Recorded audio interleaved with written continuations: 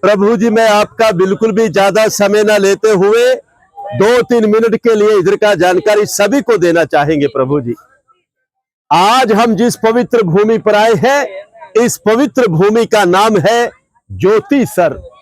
ज्योति मैंने प्रकाश, यानी के भगवान कृष्ण जी ने इधर में ज्ञान का ज्योति जलाया गया था। इस सरोवर को हम बोलते हैं ज्ञान का सरोवर, और इसका मिलके बना फिर ज्योति सर। अभी आपने दर्शन किए होंगे उधर में आदि गुरु शंकराचार्य मंदिर। ये आदि गुरु शंकराचार्य जी बताते हैं कि 1300 वर्ष पहले जब उन्होंने पूरे भारत को घूमा, वो घूमते हुए यहां पर भी आए और उन्होंने बैठकर इधर में पूरा मेडिटेशन किया, ध्यान किया, महसूस किया इस बात को, और फिर उन्होंने कह दिया कि भगवान जो कृष्ण ने गीता गाई थी वो ठीक इसी जगह पर ही गाई गई थी। आज से 5500 वर्ष जो कि महाभारत का युद्ध लड़ा गया था, ये पूरा ही 48 कोस का भूमि है, यानी कि 156 किलोमीटर में महाभारत का युद्ध लड़ा गया। बताते जो कि 18 दिन तक चला। 18 अध्याय गीता के हैं, 700 श्लोक है प्रभु जी उसके अंदर।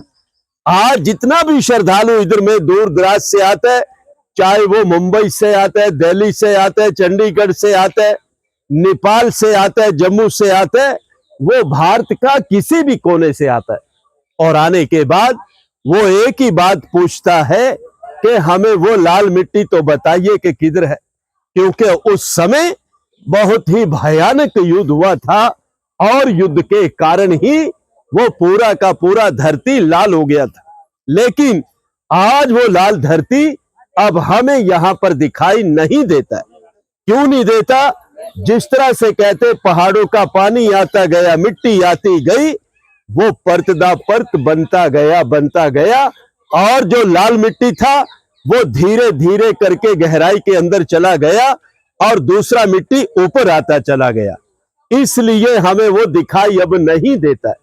उस जमाने में बताते हैं कि उस समय इधर में ना तो किसी का मकान था, ना किसी का घर था, ये बिल्कुल एक बंजर जमीन था कि जिधर से महाभारत का युद्ध लड़ा गया था। आज हम जिस पवित्र भूमि पर आए हैं, ये है मध्यम, यानी कि सेंटर पॉइंट, कि जिधर से भगवान कृष्ण जी ने अर्जुन को गीता सुनाया।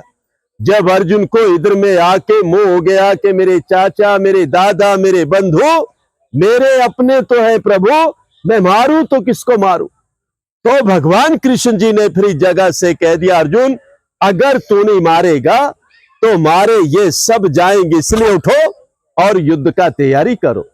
कहते हैं कि फिर इसी जगह से युद्ध का शुरुआत हुआ और इसी जगह से विराट रूप के अर्जुन को दर्शन भी हुए। भगवान कृष्ण जी ने जब उनको दिव्य दृष्टि देकर अर्जुन को पूरे का पूरा ही ब्रह्मांड दिखा दिया था कि अर्जुन अब तो पूरा ब्रह्मांड देख सकता है, मैंने तेरे को दिव्य दृष्टि दे दिया।